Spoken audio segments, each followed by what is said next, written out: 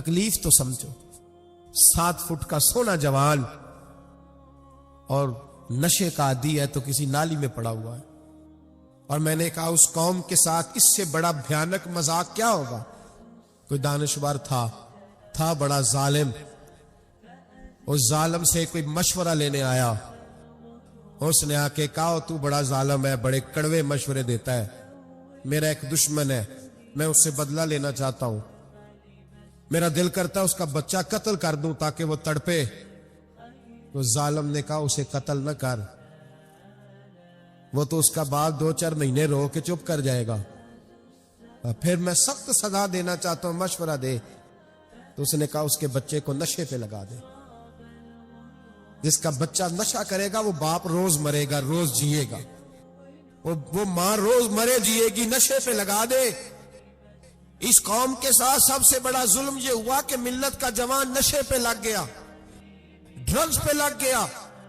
اتنے تباہ حالات ہوئے کہ جوان چڑھتی جوانیاں. اماں نے کتاب دے کے بھیجا تھا اور کالج سے واپس آئے تو نشے کے ٹیکے ہاتھوں میں پکڑے ہوئے، ٹیکے.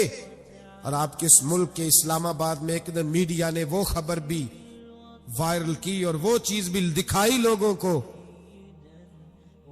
3 مہینے کا بچہ لے کے نشئی سڑک پہ آ گیا. اس نے کہا میرا نشہ ختم ہو گیا، میرا بچہ خرید لو، 2 پڑیاں دے دو.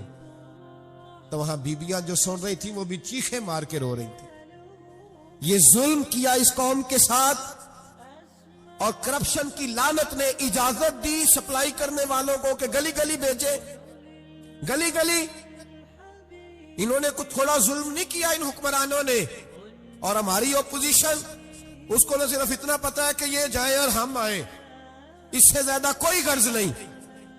بھائی کرپشن کے خلاف نکلے ہو تم، نشے کے خلاف کس دن نکلو گے؟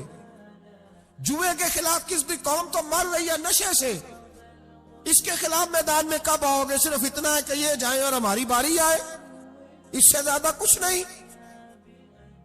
جتنے مجرم وہ ہیں اتنے ہی تم بنتے جا رہے ہو. اس لیے کہ اصل بات پر نہ وہ آتے ہیں اور نہ اصل بات پر یہ آتے. بھائیو، میرے نبی پاک صلی اللہ تعالی علیہ وسلم. اور ایک اور تماشا ہے، یہ میرے پہ اللہ کا یہ احسان رہا. اس لیے نہیں کہ میں پرہیزگار آدمی ہوں، نیک ہوں، اس لیے نہیں، ویسے ہی اللہ بعض اوقات اسباب بناتا ہے، سبب بناتا ہے. مجھے نہ شراب کے رنگ کا پتہ ہے، نہ اس کی خوشبو کا پتہ ہے، نہ میں نے کبھی زندگی میں دیکھی ہے. یہ کرم ہے میرے حضرت صاحب کا، میں نے نہیں دیکھی، مجھے نہیں پتا کیسی ہوتی ہے. کچھ باتیں میں نے سنی ہے. ایک محفل میں بیٹھا تھا مجلس میں، تو ایک شخص نے کہا کھانسی نہیں جاتی بچے کی. دوسرا اس کو مشورہ دے رہا ہے، کھانسی نہیں جاتی، بڑی دوائی دیسی بھی فلاں بھی بڑی کھائی، مشورہ دیا اس کو کہ تو اس طرح کر، اس کو نا شراب کے 2-4 چمچے پلاؤ. کہتے ہیں جی اس کو نا یہ پلاؤ تو صحیح ہو جائے گی. تو میں نے پلٹ کے اس کی طرف دیکھا، میں نے کہا کوئی عقل کر، کیا مشورہ کرنا؟ مولانا میرا تجربہ ہے. میں نے کہا تیرا تجربہ افضل ہے یا رسول اللہ کا فرمان زیادہ افضل ہے؟ تیرا تجربہ افضل ہے. حضرت ام سلمہ رضی اللہ تعالیٰ عنہ کہتی ہے میں نے عرض کی یا رسول اللہ صلی اللہ علیہ وسلم، میری بچی بڑی بیمار ہے، تو مجھے کسی نے کہا ہے یہ تھوڑی سی نشے والی چیز ہے، یہ بنا کے تیار کر کے دو، صحیح ہو جائے گی. بیمار ہے بچی تو یہ نشے والی چیز ہے، اس کو تیار کر کے دو، تھوڑا نشہ ہے.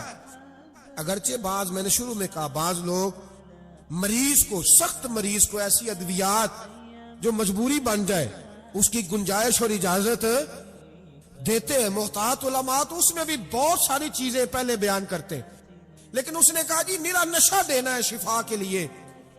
حضرت ام سلمہ کہتی ہے میرے نبی پاک نے میری طرف دیکھا، میری طرف. تو میں نے کہا یا رسول اللہ آپ کیا فرمانا چاہ رہے ہیں؟ تو نبی پاک نے فرمایا ام سلمہ کبھی ناپاک چیز میں بھی شفا ہوئی ہے، کبھی ناپاک چیز میں بھی، کبھی شراب اور خمر میں بھی شفا ہو سکتی ہے. شفا رب کریم نے رکھی ہے پر شہد کے اندر رکھی ہوئی ہے، شفا اللہ نے رکھی ہے قرآن مجید میں رکھی ہوئی ہے. تو اس میں بھی کبھی یہ حضور نے بیان کیا ہے کہ اس کے اندر شفا ہو سکتی، تو امت کتنی دلیری کرتی ہے. جو یہ مشورے دیتی ہے کہ اس کے اندر نشہ ہے، شراب ہے، تو کھانسی چلی جائے گی تو فلانی بیماری چلی جائے گی، نہ آؤ ان چیزوں پہ، نہ اپنے ایمان کو خرابی دو، اور نہ ایسی باتیں کرو جس سے کہ ڈائریکٹ رسول اللہ صلی اللہ علیہ وسلم کے واضح ارشادات کی مخالفت ہو۔ میرے نبی پاک صلی اللہ علیہ وسلم نے فرمایا، اور پھر کچھ لوگ کہتے ہیں تھوڑی پی ہے جی۔ اب تو میں تجزیے میں پڑھ رہا تھا کہ ایسی شراب ایجاد ہو گئی ہے، لوگ شراب پیتے ہیں اور وہ مست بھی رہتے ہیں، کار بھی چلاتے رہتے ہیں، کہتے ہیں جی نہیں ہمارا ذہن معاف نہیں ہوا تو یہ والی صحیح ہے، نشہ نہیں لاتی۔ میرے نبی پاک صلی اللہ علیہ وسلم نے فرمایا جس چیز کی تھوڑی مقدار، زیادہ مقدار حرام ہے، اس چیز کی تھوڑی مقدار بھی حرام ہے، جس کی زیادہ مقدار حرام ہے اس کی تھوڑی بھی۔ تو خمر اور شراب اگر فل پینا جائز نہیں تو تھوڑی پینا بھی جائز ہے، یہ حرام ہے اور حرام تھی اور قیامت تک حرام ہی رہے گی۔ میرے نبی پاک صلی اللہ علیہ وسلم نے منع کیا اور حضور نے اظہار ناپسندیدگی فرمایا، فرمایا 40 دن تو عبادت ہی قبول نہیں ہوتی شراب پینے والے جب تک سچی توبہ نہ کرے۔ ایک دن صحابہ بیٹھے تھے سارے،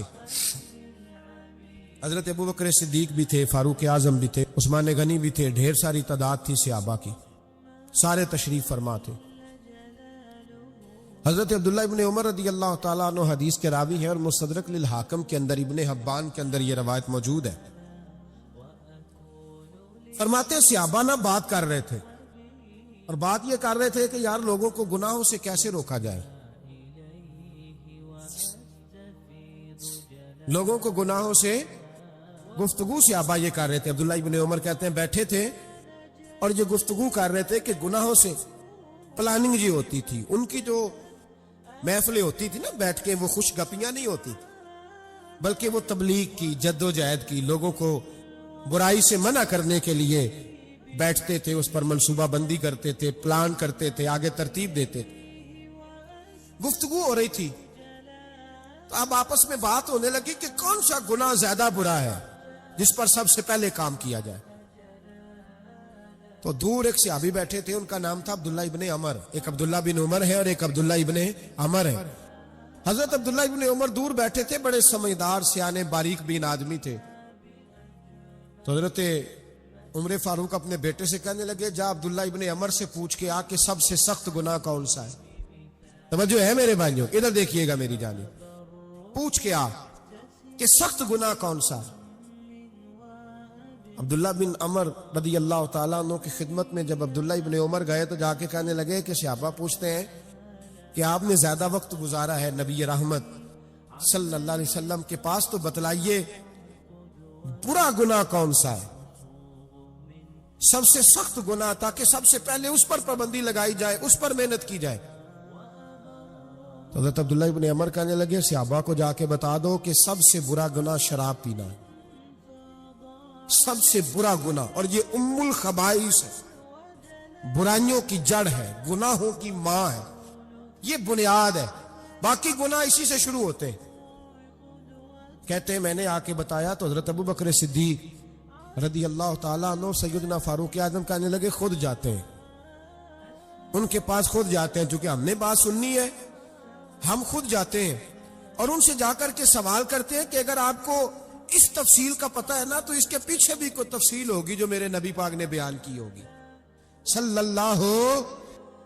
اللہ تعالی علیہ وسلم، اس تفصیل کا بھی آپ کو پتہ ہوگا جو نبی پاک نے بیان کی ہوگی، اس بات کے پیچھے جو بیک گراؤنڈ ہے، جو پس منظر ہے۔ فرماتے ہیں کہ ہم اٹھے، عبداللہ ابن عمر کے پاس گئے، ان سے جا کے پوچھا کہ جناب آپ نے یہ تو فرمایا ہے شراب ام الخبائث ہے، تو اس کے پیچھے پس منظر کیا ہے؟ تو عبداللہ ابن عمر کہنے لگے یہ میں نے اپنے پاس سے نہیں کہا، یہ میں نے نبی پاک سے سنا ہوا ہے۔ حضور سید عالم صلی اللہ علیہ وسلم بیٹھے تھے تو حضور نے فرمایا شراب، یہ نشہ، یہ برائیوں کی ماں ہے۔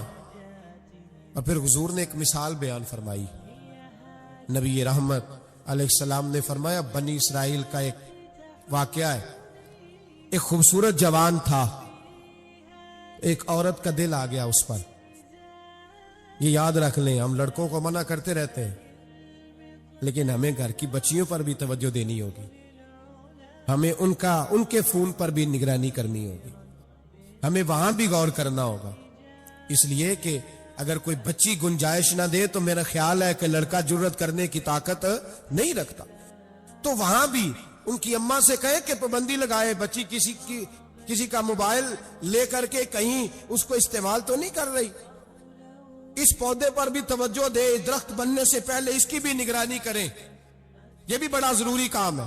عورت کا دل آ گیا تو نبی پاک علیہ الصلوۃ والسلام فرماتے اس نے کوئی بہانہ لگایا, کسی کو کہا کہ اس نوجوان کو بلا کے لاؤ, اس کو کہو کہ ہم نے کوئی گواہی لینی ہے تجھ سے. وہ نوجوان آیا, ایک کمرے میں داخل ہوا تو اگلے کمرے میں لے گئے, وہاں داخل ہوا تو اس سے اگلے کمرے میں لے گئی, وہ داخل ہوا تو اسی طرح 7 مکفل کمروں میں لے گئی. میرے کریم رسول میرے محبوب پاک علیہ السلام فرماتے, صحابہ کو سمجھا رہے ہیں میٹھے لب و لہجے میں, فرماتے جب سب سے پچھلے کمرے میں لے گئی تو ایک لڑکا بندھا ہوا تھا وہاں رسیوں سے, شراب کا پیالہ پڑا ہوا تھا. اور بی بی کہنے لگی کوئی گواہی شواہی نہیں لینی, تجھے اس لیے بلایا ہے کہ تیرے اوپر دل آ گیا ہے, اب میرے ساتھ منہ کالا کر. تو وہ جوان کہنے لگا نہیں, میں نے اپنے نفس کو پاک رکھا ہوا ہے, میری نظر بھی پاک ہے, دل بھی پاک ہے, اور اس کی برکت یہ ہے کہ رب نے میری روح کو بھی پاک رکھا ہوا ہے, تو میں یہ حرکت نہیں کر سکتا. پاک لوگ پلید کاموں کی جانب توجہ نہیں کرتے, میں یہ حرکت نہیں کر سکتا. اقبال نے اپنے بیٹے کو دعا دی تھی, اس نے کہا تھا حیا باقی نہیں ہے زمانے کی آنکھ میں, خدا کرے کہ رہے تیری جوانی بے داغ, خدا کرے کہ رہے تیری جوانی بے داغ. کہا میرے ساتھ منہ کالا کر, اس نے کہا میں نہیں کرتا. کہنے لگی چل پھر اس کو قتل کر, اس کو میں نے باندھا ہوا. اس نے کہا میں قتل کیوں کروں, میری کیا دشمنی ہے. کہا پھر شراب پیو, کہا میں شراب بھی نہیں پیتا. تو کہنے لگی اب تو میں نے تجھے اپنے چنگل میں پھانس لیا ہے, اب تو یہاں سے بچ کے جا نہیں سکتا, اور اگر تو باہر جائے گا تو میں شور کروں گی, لوگ جمع کروں گی, اس نے میری عزت آبرو پہ ہاتھ ڈالا ہے, تو بچ تو نہیں سکتا, ایک کام تو کرنا پڑے گا. محبوب فرماتے اس نوجوان نے سوچا کہ زنا بھی بہت بڑا جرم ہے, قتل بھی بہت بڑا گناہ ہے, چلو اب مجبوری ہے تو شراب پی لیتا ہوں. لیکن وہ سمجھا نہ کہ شراب تو بنیاد ہے. اس نے ایک پیالہ جو پیا, کہنے لگا ایک اور دے دو. دوسرا پیا تو کہنے لگا ایک اور دے دو. اب 3 پیالے 3 بوتلیں شراب جو پی چکا تو خماری چڑھ گئی. اب اس عورت کے قریب جانے لگا کہ میں تیرے ساتھ زنا کروں گا. اس نے کہا جب تک میں قریب نہیں آنے دوں گی جب تک تو اسے قتل نہ کرے. اس نے اسے قتل بھی کیا, زنا بھی کیا. تو محبوب فرمانے لگے یہ قتل اور زنا جو ہوا ہے تو یہ شراب کی وجہ سے ہوا ہے. گویا شراب وہ جرم ہے جو قتل بھی کرائے گی, جو زنا بھی کرائے گی. اور اگر آپ نشئی کو دیکھیں, اگر آپ شرابی کو دیکھیں تو کیا وہ ڈکیتیاں نہیں کرتا پھرتا, وہ چوریاں نہیں کرتا, وہ اپنی ہی ماں کا زیور نہیں بیچ آتا, وہ اپنی ہی بہن کا پڑا ہوا جہیز نہیں بیچ آتا, وہ اپنے ہی گھر میں ڈاکے نہیں ڈالتا, وہ اللہ کے گھر مسجد میں آ کر کے چوری نہیں کرتا. وہ صرف اس لیے کرتا ہے کہ یہ نشہ, یہ شراب, یہ ماں ہے گناہوں کی, یہ جڑ ہے. ملت کے لوگوں یاد رکھو, اس امت, اس پاکستان کے ساتھ جہاں بہت سارے ظلم ہوئے, وہاں بڑا ظلم یہ ہے کہ بہت بڑا طبقہ جوانوں کا نشے کا عادی ہے. وہ نشہ انہیں عشق مجازی اور عورتوں کے عشق کی جانب لا رہا ہے. وہ نشہ چوریاں کرا رہا ہے, قتل کرا رہا ہے, ڈکیتیاں کرا رہا ہے. بہت بڑے ظالموں نے بہت بڑے ہاؤس بنائے ہوئے ہیں جن کے اندر شراب فراہم کی جاتی ہے, نشہ دیا جاتا ہے. میں نے تو ایسے لفظ سنے کہ الیکشن کے دنوں میں ووٹ لینے کی خاطر سیاستدان انہیں نشہ فراہم کرتے ہیں, انہیں باندھ کے رکھتے ہیں, روز تمہیں پڑیا ملے گی, ووٹ ہمیں ڈالنا. اتنا ظلم, اتنی زیادتی, اتنا جبر, ایک انسان کے ساتھ کھیلنا. لوٹ آؤ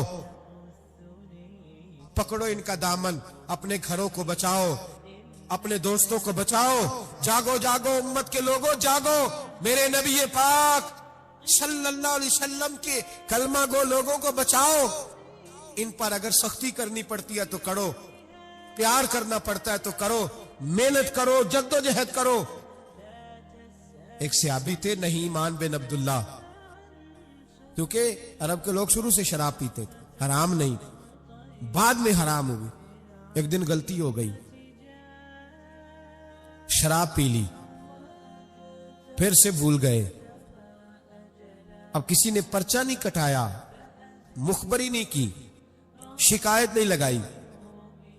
جب نشہ اترا تو خود ہی خیال آیا یہ میں کیا کر بیٹھا ہوں، خود احساس تو احساس بھی نہیں نہ ہوتا۔ دوڑے آئے نبی پاک کی بارگاہ میں اور آ کے ہاتھ باندھے، یا رسول اللہ صلی اللہ علیہ وسلم مجھے پاک کر دے۔ آقا اور روتے جا رہے۔ حضور نے صحابہ سے کہا دیکھو اس کے منہ سے شراب کی بدبو آتی ہے؟ کہا حضور آ رہی ہے۔ ماں زیادہ پیار کرتی ہے کہ رسول پاک؟ باپ زیادہ پیار کرتا ہے کہ نبی پاک؟ حضور بھی رحمت للعالمین ہے امت کے لیے، لیکن جب ثابت ہو گیا نا کہ شراب پی ہے تو پھر میرے محبوب نے فرمایا اب اس کی اصلاح ضروری ہے، حکم دیا۔ اور جب بات کی تو جاہو جلال کے عالم میں کی، روب اور دبدبے، فرمایا لے جاؤ باہر، ستون سے باندھو، کوڑے مارو۔ حضرت ابو ہریرہ کہتے ہیں اسے کوڑے لگ رہے تھے، کوڑے۔ تو میرے نبی پاک اندر بے چینی کے عالم میں ٹہل رہے تھے، کبھی ادھر جاتے کبھی ادھر جاتے، کبھی ادھر آتے کبھی ادھر۔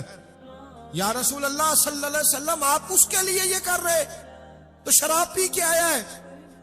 تو میرے حبیب نے فرمایا تو نے غلطی کرنا دیکھا ہے، احساس کرنا نہیں دیکھا، خود چل کے آنا معافی مانگنا نہیں دیکھا؟ میرے نبی پاک نے فرمایا غلطی ہوئی ہے تو میں نے سزا بھی دی ہے، اور مجھے امید ہے آئندہ غلطی کرے گا بھی نہیں۔ لیکن غلطی ہو گئی تو کیا ہوا، وہ خدا سے بھی پیار کرتا ہے، محمد مصطفیٰ سے بھی پیار کرتا ہے۔ ان لوگوں کو معاشرے سے کاٹے نا، ان کو جہاز کہہ کے نشئی کہہ کے کاٹے نا۔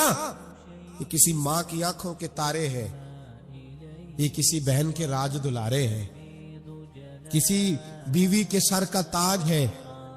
کوئی بیٹی انتظار کر رہی ہے کہ میرا باپ شام کو گھر آئے گا۔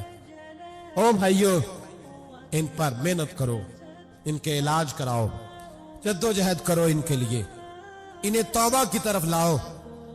میرے شیخ پیرانے سلسلہ حضرت جنید بغدادی رحمت اللہ تعالی علیہ تقریر کر رہے تھے تو ایک شرابی پہ اثر ہو گیا، دوڑا ہوا آیا، کہنے لگا حضور ہر روز شراب پی ہے، 40 سال ہو گئے شراب پیتے، آپ کی باتیں دل کو لگ گئی ہیں، لیکن آج توبہ کروں گا تو اللہ معاف کر دے گا۔ حضرت جنید بغدادی فرمانے لگے تیرا کوئی انتظار کر رہا ہے؟ تو کہنے لگا حضور نشئیوں کا، شرابیوں کا کون انتظار کرتا ہے؟ کچھ زمانہ اماں انتظار کرتی تھی، اب سمجھ گئی وہ نہیں آئے گا، کون انتظار کرتا ہے؟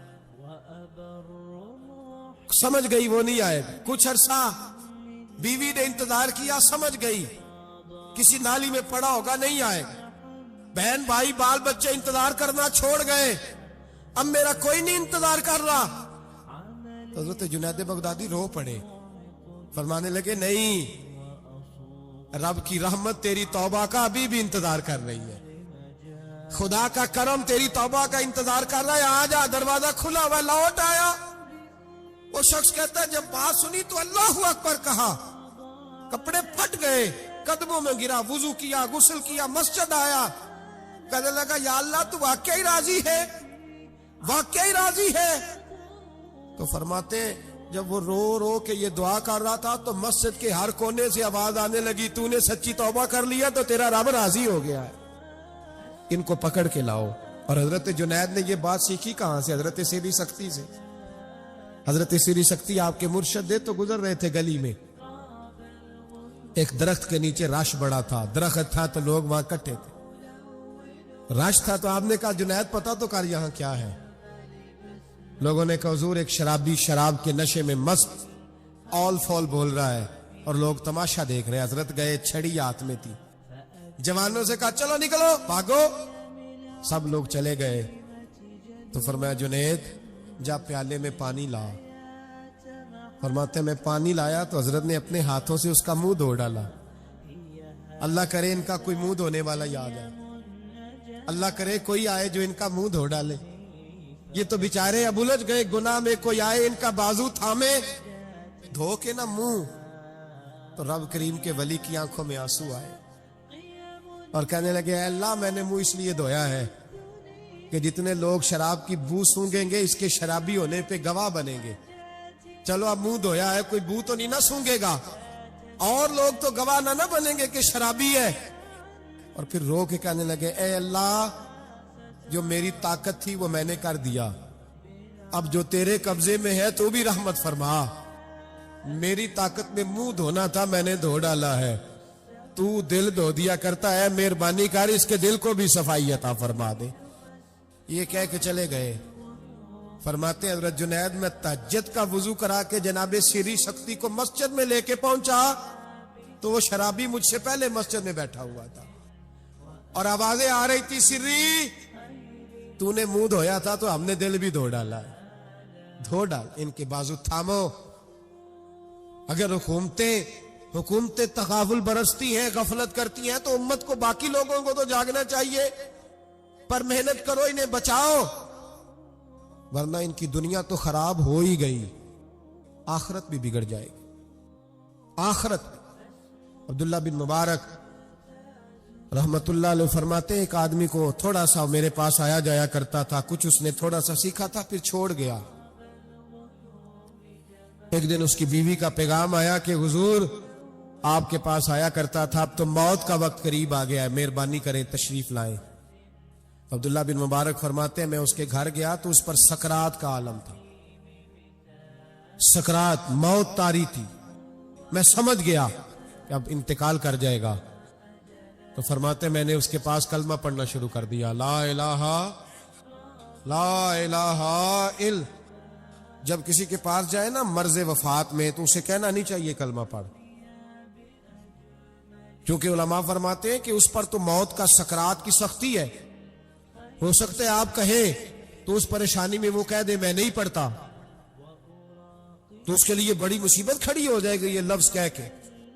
تو آپ اس طرح کریں جب جائیں تو اس کے سامنے جا کے کیا کہیں, کلمہ پڑھنا شروع کر دیں, پڑھنا شروع کر دیں, لا الہ الا اللہ, یہ آواز دینی شروع کریں, وہ بھی آپ کو دیکھ کے پڑھے گا. تو حضرت عبداللہ بن مبارک کہتے میں گیا تو اس پر موت طاری تھی, میں نے اس کے سامنے نا بلند آواز سے کلمہ پڑھنا شروع کر دی. تو وہ ساری باتیں کرتا, لیکن جب وہ کلمہ پڑھنا چاہتا نا لا الہ الا اللہ محمد الرسول اللہ صلی اللہ علیہ وسلم, اس کی زبان سے نکلتا نہیں تھا. فرماتے میں بڑا پریشان ہوا, میں نے اس کو کہا تو کیا کر رہا ہے, تو وہ رو پڑا, کہنے لگا حضور میں کوشش کرتا ہوں, باقی سارے لفظ نکلتے ہیں, آپ سے باتیں بھی کر رہا ہوں, پر جب میں کلمہ پڑھتا ہوں تو میری زبان پہ جاری نہیں ہوتا. حضرت فرماتے ہیں تھوڑی دیر گزری کہ اس کی روح پرواز کر گئی. میں بڑا پریشان تھا, روز یہ بات میرے ذہن میں گھومتی تھی کہ وجہ کیا تھی. ایک دن مجھے خواب میں ملا, اللہ اکبر. تو فرماتے ہیں اس کا سارا جسم زخمی تھا. میں نے کہا تجھے کیا ہوا, اور کلمہ نہ پڑھنے کی وجہ.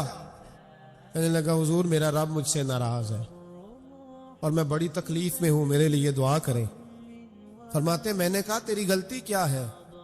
کہنے لگا سارا زمانہ روکتا تھا, پر میں ہر جمعرات کو شراب پیا کرتا تھا, ہر جمعرات کو میں شراب پیتا تھا. ماں روکتی, بہن روکتی, بھائی روکتے, رشتہ دار روکتے, میں ہر جمعرات ہفتے میں ایک دن پیتا تھا.